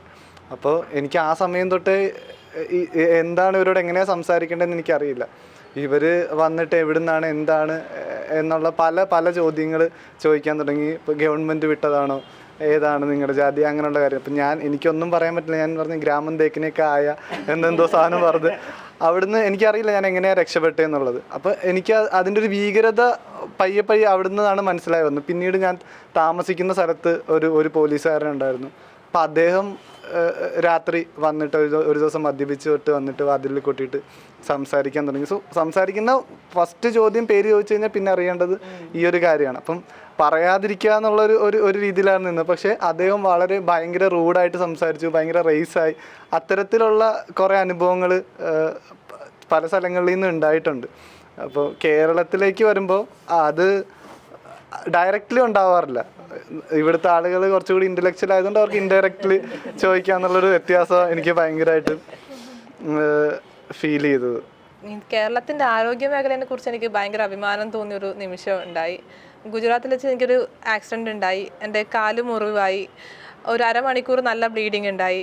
എന്നിട്ട് ഞാൻ ഈ റോഡ് സൈഡിൽ ഇങ്ങനെ ഇരിക്കുകയാണ്. എന്നെ ഏതെങ്കിലും ഒരു വണ്ടി വരും, ഇവരെന്നെ ആശുപത്രിയിൽ കൊണ്ടുപോകുന്നുള്ള ഒരിതിൽ ആരും വന്നില്ല. ഞാനിങ്ങനെ മുറിഞ്ഞ കാലുമായിട്ട് ഇങ്ങനെ ഇരിക്കുകയാണ്. പിന്നെ 1 മണിക്കൂർ എടുത്തു. ഒരു വണ്ടി എവിടുന്നോ വന്നു, എന്നെ ആ വണ്ടിയിൽ അവരിങ്ങനെ എന്താ പറയുക കന്നുകാലിയൊക്കെ കയറ്റി കൊണ്ടുപോകുന്ന പോലെ ഇട്ടു. ഒരാശുപത്രി കൊണ്ടുപോയി. അവിടെ ആണെങ്കിൽ ഡോക്ടറില്ല, കറണ്ടില്ല, ആശുപത്രിയുടെ ഫ്ലോർ മുഴുവൻ ചളി ഇങ്ങനെ കിടക്കുകയാണ്. എന്നിട്ട് ഒരു അറ്റൻഡർ വന്നു, എന്തോ ഒരു മരുന്ന് എടുത്തു. എൻ്റെ മുറിവുള്ള കാലിൽ അദ്ദേഹം പിടിച്ച് അമർത്തി. ഓൾറെഡി ബ്ലീഡിങ് ഉള്ള കാലിൽ നിന്ന് കുറേ കൂടെ ബ്ലഡ് അങ്ങ് പോയി. എന്നിട്ട് എന്തോ മരുന്ന് പുരട്ടി 2 ബാൻഡേജ് ഇട്ട് കെട്ടി. അത് ഡ്രസ്സ് ചെയ്തതോ വൃത്തിയാക്കിയതൊന്നുമില്ല. ബാൻഡേജ് ഇട്ട് കെട്ടി എന്നോട് പറഞ്ഞു പോയിക്കോ, നിങ്ങൾ ഓക്കെ ആയി എന്നുള്ള രീതിയിൽ. ആ സമയത്ത് ഞാൻ ഇപ്പോൾ കേരളത്തിലായിരുന്നെങ്കിൽ എനിക്ക് കുറച്ചുകൂടെ നല്ലൊരു ട്രീറ്റ്മെൻറ്റ് കിട്ടിയേനെ. ഈ ഒരു രീതിയിലായിരിക്കില്ല നമ്മുടെ നമുക്ക് എത്ര ഒരു കിലോമീറ്റർ സഞ്ചരിച്ചാൽ നമുക്കൊരു കമ്മ്യൂണിറ്റി ഹെൽത്ത് സെൻ്ററെങ്കിലും കാണാൻ വേണ്ടി പറ്റും. അപ്പോൾ ആ ഒരു അവസ്ഥയിൽ ഞാൻ കേരളത്തിന് ഭയങ്കരമായിട്ട് മിസ് ചെയ്യും. മീൻസ് ഇവിടെ ആയിരുന്നെങ്കിൽ എന്ന് ആലോചിച്ച് പോയിട്ടുണ്ട്. അപ്പോൾ നമുക്ക് ഓരോരുത്തർക്കും ഈ അന്വേഷണങ്ങൾ തുടരാൻ സാധിക്കട്ടെ. അതോടൊപ്പം തന്നെ ഇത്തരത്തിലുള്ള അന്വേഷണങ്ങളുടെ ഭാഗമാവാനും ഈ സഞ്ചാരികളുടെ യൂണിവേഴ്സിറ്റിയിൽ പഠിതാക്കളാകാനൊക്കെ ആഗ്രഹിക്കുന്ന ഒരുപാട് ആളുകളുണ്ടാവും. അപ്പോൾ എങ്ങനെ നമുക്ക് ഈ ട്രാവൽ യൂണിവേഴ്സിറ്റിയുടെ ഭാഗമാവാം, ഈ പരുന്തി സ്കോളർഷിപ്പിൻ്റെ ഭാഗമാവാം, ഇത്തരത്തിലുള്ള അന്വേഷണങ്ങൾക്ക് എങ്ങനെ നമുക്ക് തയ്യാറെടുക്കാം എന്നുള്ള കാര്യങ്ങൾ? കൂടുതൽ ആൾക്കാർ സ്വയം ഇത്തരം യാത്രയിലേക്ക് വരിക എന്നുള്ളതാണ്. ഇപ്പോൾ ട്രാവലേഴ്സ് യൂണിവേഴ്സിറ്റി എന്നുള്ള ഒരു ചെറിയൊരു ടീമിന് അതിൻ്റെ ഒരു കപ്പാസിറ്റിയുടെ ഒരു ലിമിറ്റേഷൻസ് എല്ലാം ഉണ്ട്. അതുകൊണ്ടാണ് നമ്മളിപ്പോഴും എല്ലാ വർഷവും 8 ഫെല്ലോസ് മാത്രമായിട്ട് നിൽക്കുന്നത്.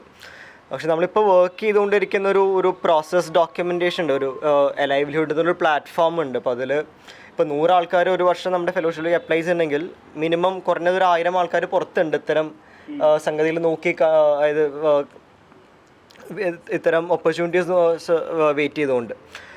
അപ്പോൾ അവരെ അതിനെ സപ്പോർട്ട് ചെയ്യുന്നൊരു പ്രോസസ്സ് ഇപ്പോൾ ഫെലോഷിപ്പ് ചെയ്തു തുടങ്ങിയിട്ട് 3 വർഷമായി. അപ്പോൾ അതിൽ നിന്ന് നമുക്ക് ഒരു തിരിഞ്ഞ് വന്നിട്ടുള്ള കുറച്ച് പ്രോസസ്സുകളുണ്ട്. അപ്പോൾ അത് പബ്ലിക് ഡൊമെയിനിൽ ആക്സസിബിൾ ആക്കുക, അവൈലബിൾ ആക്കുക. അതിൻ്റെ കൂടെ ഒരു ഇൻഫർമേഷൻ, അതായത് ഇപ്പോൾ ഒരു അഗ്രോ ഫോറസ്ട്രി അല്ലെങ്കിൽ ഓർഗാനിക് ഫാമിംഗ് അല്ലെങ്കിൽ കോൺസർവേഷൻ അല്ലെങ്കിൽ ഓൾട്ടർനേറ്റീവ് മോഡൽസ് ഓഫ് എഡ്യൂക്കേഷൻ അല്ലെങ്കിൽ ഇൻഡിപെൻഡൻറ്റ് മീഡിയ, ഇപ്പോൾ ഇതെല്ലാം എക്സ്പ്ലോർ ചെയ്യാൻ ആഗ്രഹിക്കുന്ന ആൾക്കാർക്ക് ഇപ്പോൾ അവരുടെ ഒരു താല്പര്യം അതിൽ എങ്ങനെയാണെന്ന് മനസ്സിലാക്കാനായിട്ടുള്ളൊരു പ്രോസസ്സ് എങ്ങനെയായിരിക്കും.